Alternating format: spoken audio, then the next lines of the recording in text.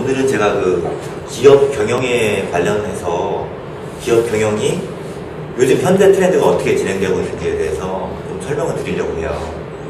그래서 기업 경영이 현대 트렌드가 어떻게 되고 있고 그것들이 어떠한 방향으로 다 전환될 것인지, 그래서 CEO가 어떤 한 사람의 가치가 그 기업 가치를 어떻게 변화를 시켜주는지, 제가 그 10가지 준 것 중에서 그 번외에 아마 CEO에 대한 내용이 들어가 있을 거예요. 우리가 그 일반 기업 경영을 할 때 지금 기업 경영이 시스템화되어 있어요. 예전에는 기업 경영이 우리나라가 약 15년 전, 20년 전만 해도 제가 처음 회사에 들어갈 때만 해도 회사에서 리스트럭처, 리엔지니어링이라는 얘기가 좀 나오기 시작했거든요. 그게 이제 제너럴 일렉트릭이라는 그 회사가 굉장히 미국에서 성공적인 경영 시스템을 구축을 했어요. 그러면서 제너럴 일렉트릭을 본받자라고 여러분이 잘 아시는 식스 시그마라는 운동을 일어나게 되거든요. 근데 그 과정 중에서 제조업체든 일반 서비스 업체든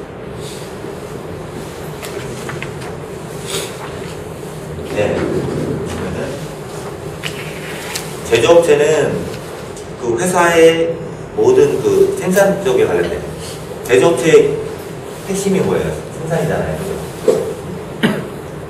생산과 관련된 모든 프로그램을 하나로 더 통합을 했었어요. 그걸 뭐라고 하냐면 MRP라고 해요. Manufacturing Resource Planning 해갖고 생산과 관련된 모든 자원들을 하나로 통합을 한 거예요. 서비스 업체에서 뭘 했냐면은 MIS라는 걸 도입을 했어요. 매니지먼트 인포메이션 시스템을 갖고 경영 정보를 하나로 다 통합을 하는 거예요. 근데 이게 하나로다가 통합이 됐거든요. 그것이 엔터프라이즈 리소스 플래닝이라는 거예요. 전사적 자원 관리. 모든 회사의 모든 회사의 자원, 그다음에 자본, 노동력, 이 세 가지가 경계의 3요소잖아요. 그 세 가지를 다 포괄적으로다가 묶어버린 게 ERP라는 거예요. 여러분들 ERP는 많이 들어봤을 거예요. 이 도입이 된, 이 ERP라는 개념이 도입된 게 우리나라에다 불과 한 10년 정도? 10년 전서부터 굉장히 활성화가 되기 시작했어요. 그래서 이 ERP가 생기고 난 다음에 이건 한 개의 회사야. A라는 회사예요. 삼성전자가 될 수도 있고 어떤 회사가 될 수도 있죠. A라는 회사가 부품을 공급받아요. A, B, C, D라는 회사에서 부품을 공급받아요. 그래서 요거 엔터프라이즈 리소스 플래닝은 그 한 개 회사 전체를 자원을 다 모으는 역할을 했는데 이 A, B, C에서 부품을 공급받아갖고 조립을 하잖아요. 그죠? 그러면 뭐가 일어나요? A에서 발주행위가 일어나고 여기서는 납품행위가 일어나죠. 근데 이 관계를 묶었어요. 그건 어떻게 묶었냐면은 SCM이라고 하는 서플라이 체인 매니지먼트라는 기술을 도입을 했어요. 그래서 A가 연간 생산 계획, 월간 생산 계획을 이렇게 그 컴퓨터에다 입력을 하면은 얘네들 컴퓨터에도 자기네들이 몇 개를 얼마만큼을 언제까지 납품을 해야 되는지, 그 다음에 자기 생산 공장의 현재 재고가 몇 개인지, 원가 구조는 어떻게 되는지, 이런 것들을 통합 관리하게 한 거예요. 지금 대기업은 다 이걸 쓰고 있어요. SCM. 그리고 이 SCM을 거꾸로도 적용을 했어요. 예를 들어서 이게 삼성전자라고 칩시다. 그러면은 아시아, 아메리카, EU, 차이나 이런 데다가 수출을 할 거 아니에요. 수출을 하면은 이 SCM은 처음에 기획할 때는, 개발을 할 때에는 공급망 관리라는 개념을 해가지고 부품을 수급하는 거로다가 생각을 했었어요. 근데 그 개념에서 떠나서 이제는 완제품을 아시아에 있는 완제품의 양, 아메리카에 있는 완제품의 양, 이런 것들을 전부 다 카운터하는 거예요. 그 생산 품목별로다가. 그래서 아메리카에서 갑자기 그 디지털 TV A-라는 게 굉장히 잘 팔려요. 그래서 재고가 없어요. 재고가 없으면 어떻게 해야 돼? 남아메리카에서 공부를 받든지, EU에서 공부를 받든지, 가까운 쪽에서 공급망을 이렇게 서로 교환을 하는 거예요. 그래서 매출을 극대화하는 거예요.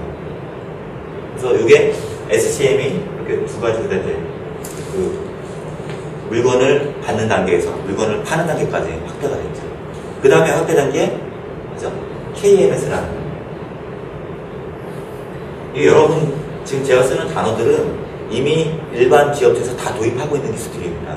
특별하게 막 쓰는 게 아니라 KMS는 뭐냐면 날리지 매니지먼트 시스템이에요. 날리지 매니지먼트 시스템. 그래서 회사에서 A라는 회사에서 발생되는 모든 지식재산권, 그 다음에 모든 업무 협의 내용 이런 것들이 하나로 다 공유가 되는 거예요. 하나로 다. 우리가 여러분들이 쓰는 뭐 페이스북처럼 전 세계 어디에서 누군가가 어떤 데이터를 올려놓으면 그걸 같이 공유할 수 있게끔 만들어요. 이제 우리가 인트라넷이라고 보통 활용한 얘기를 하죠. 그죠? 인트라넷이 요 KMS의 한 양식입니다. 그래서 ERP, SCM, KMS는 기본적으로다가 지금 어느 정도 기업체를 형성하기 위해서는 도입을 해야 되는 시스템이에요. 이게 시스템이 되면 어떤 현상이 나타나냐면 제가 다니던 회사에 전문경영인이 바뀌었어요. 전문경영인이 바뀌었는데 그게 나이가 많으셔. 공기업에서 은퇴하고 오셔갖고 맨날 주부가요 열정만 보고 있어요. 근데 회사 실적은 해마다 굉장히 좋아져. 왜 그래요? 이 시스템으로 돌아가고 있으니까 경영가 딴짓을 해도 공장은 이걸로 돌아가는 거예요. 계속 경영 효율이 점점 더 좋아지는 거예요.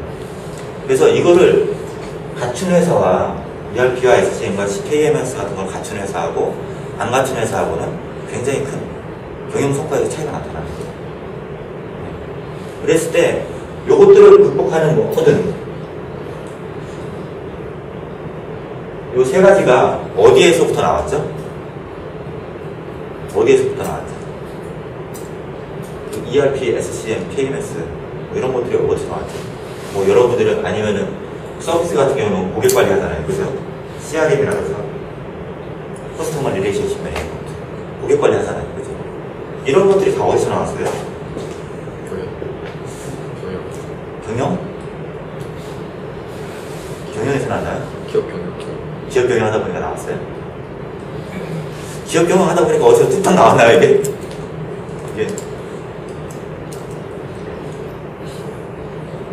휴먼 리소스 매니지먼트.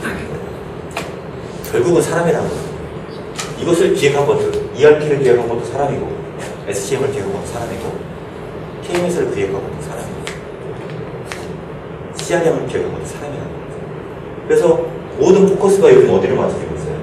어떻게 하면 휴먼 리소스를 매니지하는 겁니까? 우리 1인 총조기업 같은 경우 똑같은 역할을 해야 돼요. 내가 여기에서 매니저 역할을 해야 돼요. 휴먼 리소스 매니지먼트. 내가 생산 관리를 어떻게 할 것인지, 물류 관리를 어떻게 할 것인지, 지식 관리를 어떻게 할 것인지, 그다음 고객 관리를 어떻게 해야 할 것인지. 이런 것들이 잘 되면은 회사는 흡족하게 성장할 수가 있어요. 그 예가 여러분이 제가 처음에 설명드렸던 제너럴 일렉트릭 같은 경우는 크로톤빌이라는 그 센터가 있어요. 거기는 제너럴 일렉트릭에서도 굉장히 우수한 인력들만 가서 이렇게 집합교육을 받는 곳이에요. 집합교육을 받는 곳. 그곳에 들어가는 것이 제너럴 일렉트릭 다니는 사람들의 꿈이에요. 크로톤빌에 가서 거기 가서 같이 그 사람들하고 이야기를 나누는 꿈이에요. 거기서 나온 사람들이 잭베치나 아니면 지금 제프 이멜트 같은 우수한 인재들이 거기서 나오는 거죠. 그래서 이 HRM을 적극적으로 도입하고 있어 지금. 어떤 회사를 보면은 그 사람이 받는 연봉보다 그 사람한테 공급해주는 교육비가 더 많아요. 저도 그런 사례가 있었거든요. 그냥 투자를 해요. 왜? 투자한 거 이상의 반드시 뽑아낸다라는 확신이 있기 때문에 그래요. 그러니까 이것이 결국은 경영혁신을 가져와요. 경영혁신. 그래서 CEO 한 사람이 바뀌는데 사람 한 사람이 바뀌는데 그 회사는 완전히 뒤바뀔 수 있는 거예요. 예를 들어서 제가 첫 번째 말씀드렸던 서두칠 사장님에 대해서 한번 얘기를 해볼게요.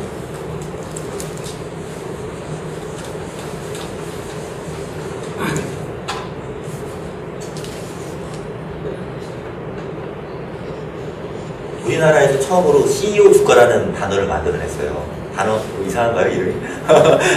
CEO 주가라는 것을 처음으로 다 이분이 만들어냈어요. 어떻게 만들었냐면 이분이 원래는 배우 계열사에 있었어요. 배우 계열사에 있었는데 전기투자라는 회사가 있습니다. 전기투자가 원래는 일본 회사예요. 본사는 일본인데 한국에다가 한국전기투자라는 걸 만들었어요.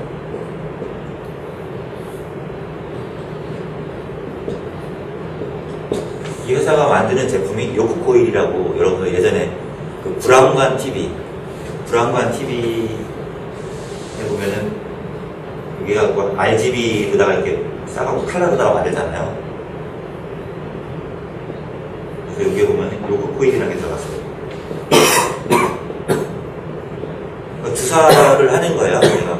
우리가 뭐 60Hz다 120Hz다 뭐 이런 거 표현할 때 주사기예요. 주사기. 빛을 이렇게 쫙 뿌려주는 거. 요 요크코일을 만드는 회사였는데 이 한국전기투자가 생산 설비를 바닥에 이렇게 만든 거예요. 바닥에 만들어갖고 외국의 유명한 그 컨설팅 그룹에서 와갖고 이 회사를 진단을 하게 됐어요. 이 회사가 너무 어려워갖고 문을 닫아야 되는 상황까지 가갖고 이 회사를 법정 관리를 가야 되느냐 아니면 지금부터 파산을 시켜야 되는가. 어디를 가야 되는가. 이걸 결정해야 되는 시점까지 간 거예요. 그래서 국내에서는 이 회사를 분석할 수 있는 회사들이 없는 거야. 규모가 굉장히 크거든요, 이 회사가. 그래서 결국은 미국에 있는 가장 큰 그 컨설팅 그룹에다가 이걸 맡겼어요. 한국전기투자를. 그랬더니 결론이 어떻게 나왔냐면 하루라도 빨리 파산을 시켜라. 하루라도 빨리 파산시키고 거기 남아있는 설비를 빨리 처분하는 것이 거기에 투자한 모든 은행이나 이런 사람들한테 도움이 된다. 그렇게 결론을 냈어요. 근데 서주실 사장이 아니다. 내가 하겠다. 또 나선 거예요. 네. 나서 어떤 결과가 나왔냐면 이 사람이 공장을 한번 들어보니까 공장이 너무 큰 거야. 설비도 너무 많아. 그 사람도 너무 많고 도저히 이거를 경영해갖고 지금 매출에다가 살아남을 가능성이 없는 거야. 근데 이 사람이 거꾸로 생각을 했어요. 어떻게 생각했냐면 우리는 세계 최고의 설비를 가지고 세계 최대의 생산 공장을 가지고 있고 세계 최고의 기술자들을 가지고 있다. 우리가 조금만 노력해서 원가 절감을 하면 우리는 세계를 정복할 수 있다. 이렇게 딱 바꾼 거예요. 생각을. 그래서 직원들을 매일 모아놓고 이 의식 전환부터 시킨 거예요. 의식 전환부터 시키면 어떻게 나와요? 생산성이 확 올라가고 코스트가 확 다운된 거예요. 그러니까 불과 몇 년 만에 파산이기에 했던 3,000원도 안 되던 거의 뭐 이제 뭐 아무도 이제 잡을 생각을 안 하던 주식이 6만원까지 올라갔어요. 한 주다. 불과 몇 년 사이. 어떤 현상이 나왔냐면 한국 전기투자가 너무 잘 나가니까 일본 전기투자가 경영 위기까지 갔어요. 경영 위기까지 갔어요. 일본 전기투자. 그래서 일본 전기투자에서 너희들 생산량을 줄여라.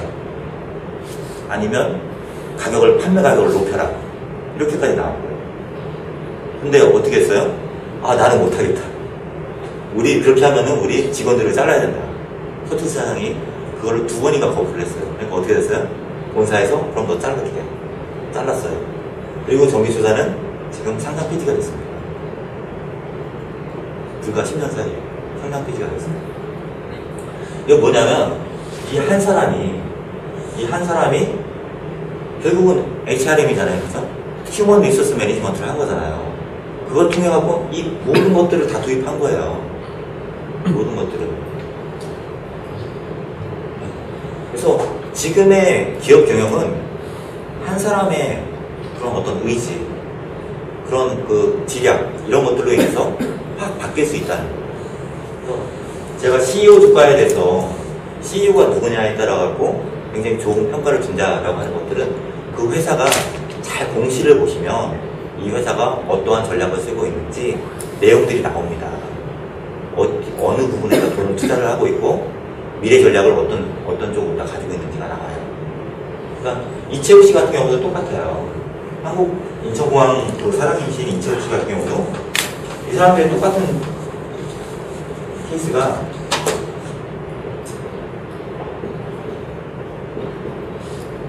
이 사람도 지 코리아에 있었고 지 아시아 담당 총괄 사장도 하셨고 지금은 한국 인천공항공사 사장이죠. 지금 세계 최고의 공항으로다가 6년 연속 선정하게 하신 분이 바로 이분이에요. 아마 저는 이채욱 씨가 없었으면 인천공항이 그렇게 발전하지 못했을 거라고 확언합니다. 그리고 또 한 명 있는데 이장우 씨라고 있어요. 이 사람은 3M 한국 3M에서 입사해갖고 미국 3M 본사의 총괄 사장까지 한 사람이에요. 브랜드 쪽에. 브랜드 쪽에 관련된 총괄 마케팅 사장을 하셨어요. 이 사람들은 뭐냐면 공통점이 뭐냐면 혁신, 이노베이션은 가장 공통적인 내용이고 그 다음에 패션이 있었어요. 열정이 있었어요. 그 다음에 또 뭐예요? 지식에 대한, 난리지에 대한 굉장한 통찰력을 가지고 있었어요. 그래서 이런 사람들이 가지고 있는 그러한 기술들을 가지고 우리나라에 굉장히 큰, 우리나라 경영사에 굉장히 큰 영향력을 줬던 거예요. 왜냐하면 이 사람들이 경영을 했던 회사들은 다른 회사하고 경영 실적에서 월등한 차이가 나요. 월등한 차이가. 그래서 지금은 어떻게 돼요? 다 이거 따라하죠. 그래서 SK가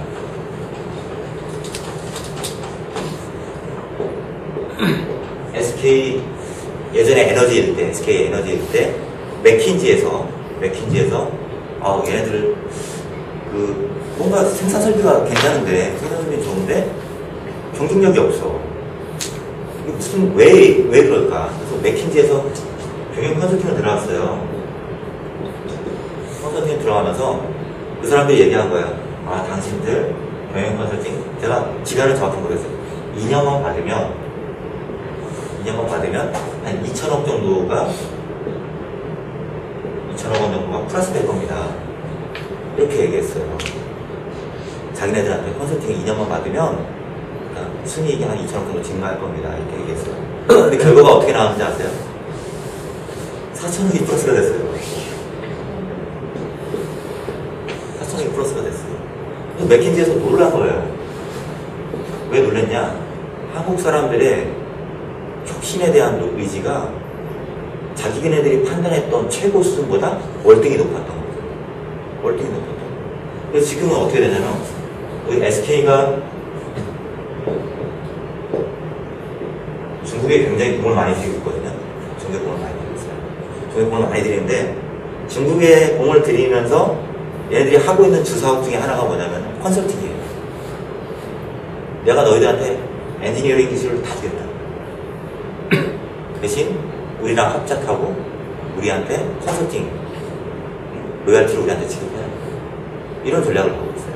그러니까 직접적으로 SK가 자기 자본을 투자하지 않고 중국에 있는 중국 자본으로다가 공장을 짓게 하고 자기네 프로세스를 쓰게 하고 자기네 어떤 그 경영 이념을 그대로 도입하게 해요. 그 수익이 어마어마하게 발생되기 시작했어요. 근데 여러분들이 생각하실 건 이거예요. 나의 경쟁사한테 내 모든 노하우를 준 거야, 지금. 왜 그랬을까요? 내가 총 가지고 있었는데 상대방은 활쏘는 애고 난 총 가지고 있었는데 상대방한테 총승격이거든요, 지금. 왜 그랬을까요? 총보다 좋은 게 있어서. 네, 근접한 개념이에요. 근접한 개념. 자기네들은 혁신을 해야 되거든요. 내부적으로 혁신을 해야 돼요. 그렇지 않으면 언제 도태될지 모르는 거야. 그럼 뭐 해야 돼? 자기가 자기의 적을 만들어야 돼. 위기의식을 만들어야 돼. 그러면서 돈들 벌고. 근데 이상한 게 지금 한국에서 컨설팅 하시는 분들이 돈을 많이 받아요. 한국에서 유명 강사분들 보면은 강의료가 시간당 200만원, 500만원 이러거든요. 저 같은 사람은 아예 안 받지만. 그래서 서울에서 강의 잘하시는 분들은 1시간에 한 500씩 받아요. 근데 이분이 제가 한 분 강의를 아주 유명하신 분 강의를 들었는데 그분이 중국에 가서 강의를 했대요. 혁신에 대해서 강의를. 그분은 경영학을 처음 배울 때부터 중국어하고 동시에 배웠대요. 그래서 유일하게 지금 대한민국에서 완벽하게 경영 혁신에 대해서 강의할 수 있는 사람이 자기밖에 없다고 자기는 그렇게 표현하시더라고요. 우리나라에서 500만 원 받는데 중국에 가면 5천만 원 1억씩 준대요. 한 시간에. 근데 더 기분 나쁜 건 뭐냐면은 이렇게 많은 돈 주시냐 그러면은 그거 우리한테 푼돈입니다. 이렇게 말한다는 거예요. 그거 우리한테 푼돈입니다. 그만큼 자본이 풍부하다는 거예요. 우리가 생각하고 있는 거하고 거기서 얻어낼 수 있는 부가가치는 어마어마한 거거든요. 우리가 사실 가격을 이렇게 제시할 필요가 없는 거예요. 가격이 500만 원입니다. 이렇게 제시할 필요가 없어요. 왜냐면 그 사람들이 받아들이는 입장에서 봤을 때 이러한 인포메이션이 500만 원이 아니라 5천만 원, 5억 원의 인포메이션이 될 수도 있거든요. 그러니까 우리가 생각하고 있는 거는 대한민국에서는 이미 평준화되어 있는 수준인지 몰라도 중국에서는 굉장히 고차원적인 수준이라고 합니다.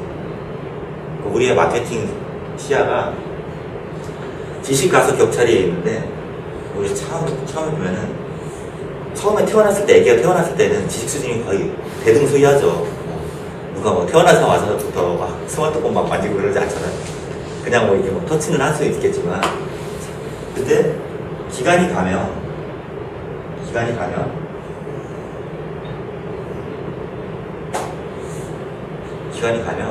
이 지식의 갭이 굉장히 많아요.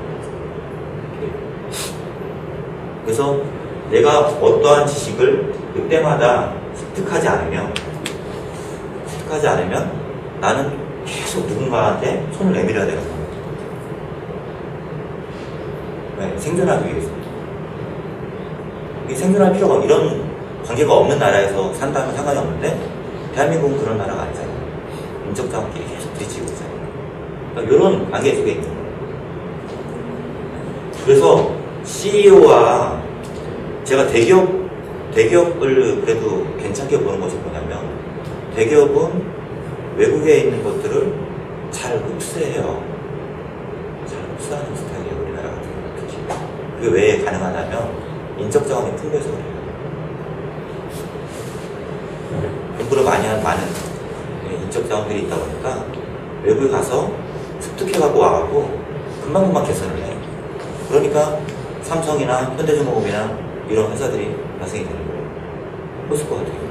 지금 시가총액 1위 회사, 전 세계 시가총액 1위 업체들이 우리나라에 굉장히 많아요. 포스코가 철강업체 중에서 시가총액 1위에 올랐었어요. 아셀트로미탈을 넘고 1위로 올랐었어요. 현대모비스가 자동차 부품 회사 중에서 시가총액 1위입니다. 전 세계에서. 그러니까 이런 회사들이 발생이 되는 거예요. 되도록이면 초창기 기업 생활을 큰 기업체에서 하면 더 유리하겠죠. 왜냐하면 시스템을 전체적으로 볼 수가 있으니까. 그런 것들을 다 이해가 안 되죠. 교육 훈련이 많이. 그래서 큰 기업체에서 작은 기업체로 가면은 내가 그 지식을 가지고 어디다 전달할 수가 있잖아. 근데 작은 기업체에서 시작하면은 이런 정보를 얻기가 너무 힘든 거죠. 생소한 단어도 꽤 많이 있으실 거예요.